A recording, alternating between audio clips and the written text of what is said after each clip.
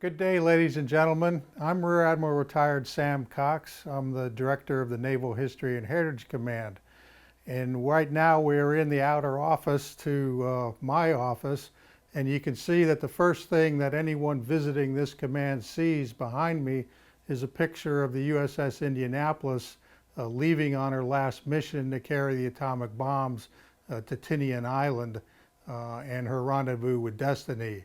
And the reason it's there is because my mission is to ensure that the valor and sacrifice of the crew of the Indianapolis and other ships like her are remembered by the United States Navy and by the people of the United States. And it's an obligation that we take very seriously at this command. I've been asked to provide a short, history of the Indianapolis. I realize that many of you have some background, so this is more targeted for those who may be hearing it for the first time. But the Indianapolis is remembered most for the worst 12 minutes of her life when she was sunk by Japanese submarine I-58 in the middle of the Philippine Sea, and for the horrific ordeal experienced by the survivors adrift in the open ocean for 4 days, of which only 316 ultimately survived. But it's important to note that the men of the Indianapolis were heroes long before they were hit by a torpedo by a Japanese submarine and before their ordeal. Indianapolis had 10 battle stars, which meant she fought in 10 major actions during the Pacific War. She was commissioned in 1932, Washington Treaty limited cruiser, which limited her size, and she's termed a heavy cruiser because of the size of her guns, which are 8-inch, light cruisers are 6-inch. By the time of World War II, she'd already been surpassed in terms of modern ship technology, but she was still an incredibly capable warship. At the time of the attack on Pearl Harbor, Indianapolis was away from Pearl Harbor and therefore was not hit or anything, but she was operating in waters that had numerous Japanese submarines, over 25 Japanese submarines deployed to Pearl Harbor, outside Pearl Harbor for the attack. So she could very well have met the same fate in the first days of the war that she met in the last days, but that's the fortune of wars. She was very early involved in escorting the U.S. aircraft carriers in the initial U.S. Navy offensive strikes against the Japanese at Lae and Salamuao in New Guinea in the hot tropic areas.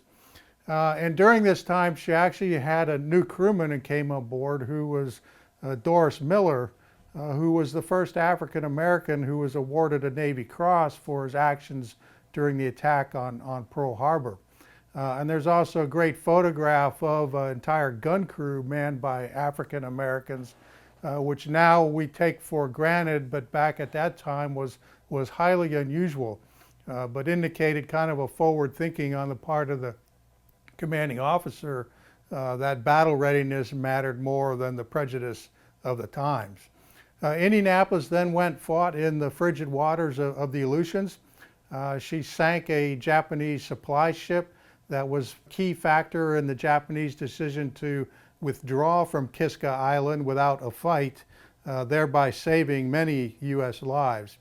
And for the rest of the war, she primarily served as the flagship for Admiral Raymond Spruance, who was the commander of the Fifth Fleet, and he was responsible for leading the operations across the Central Pacific, Tarawa and Macon in the Gilbert Islands, Kwajalein and Eniwetok in the Marshalls, Saipan, Guam, Tinian, and the Marianas, Western Carolines, and then at Iwo Jima, and then finally at Okinawa in 1945.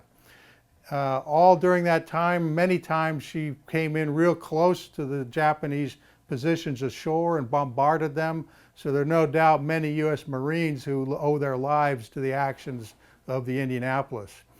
She shot down 9 Japanese aircraft during the war, which in today's high body count video games may not seem like much, but each of those planes could have taken out a U.S. aircraft carrier from the war, so every one of them mattered. At Okinawa, the Japanese knew she was a flagship, and she was one of the first ships hit by a kamikaze suicide plane. One plane came out of the sun. Her gunners had less than 20 seconds to react.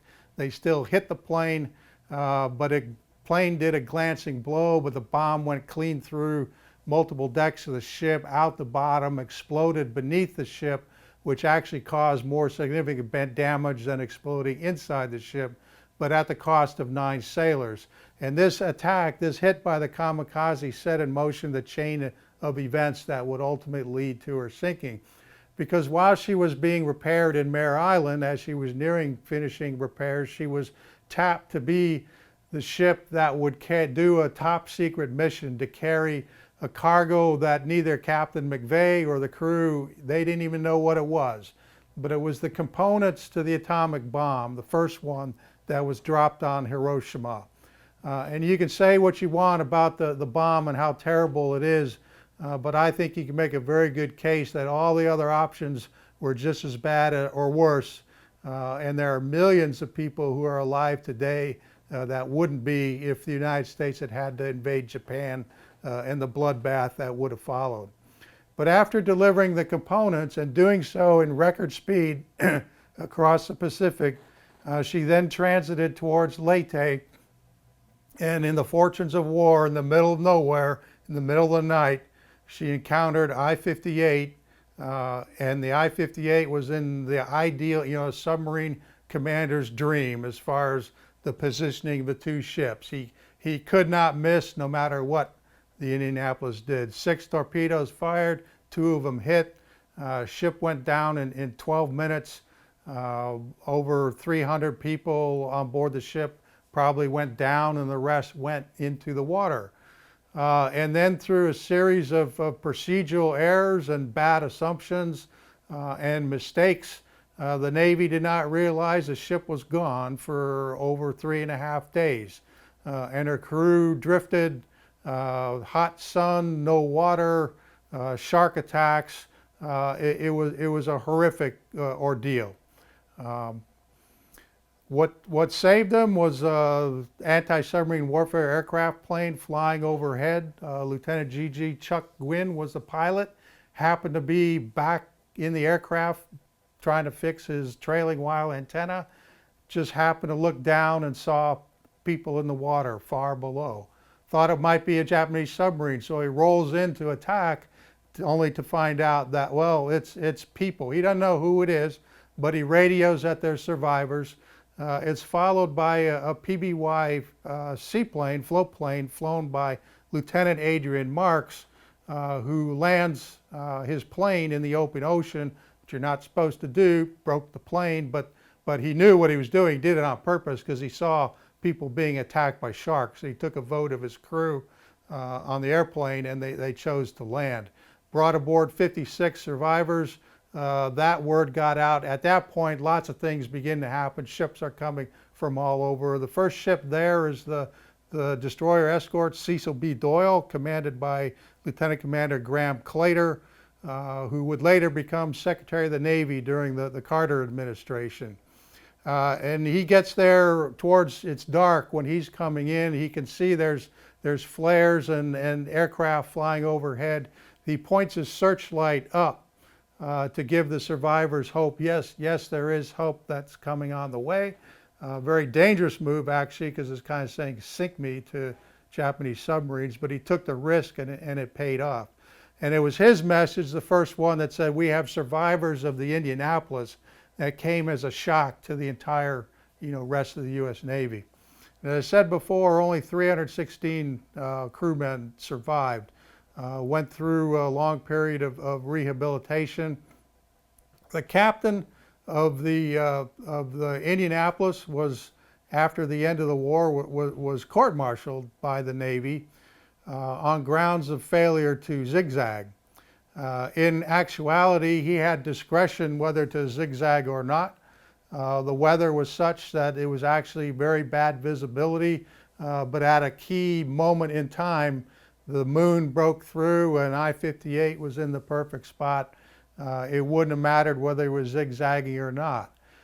But the timing of the sinking was such that it was right at the end of the war, 30 July 1945, and the word got out to the American public at the same time that the word got out that Japan had surrendered.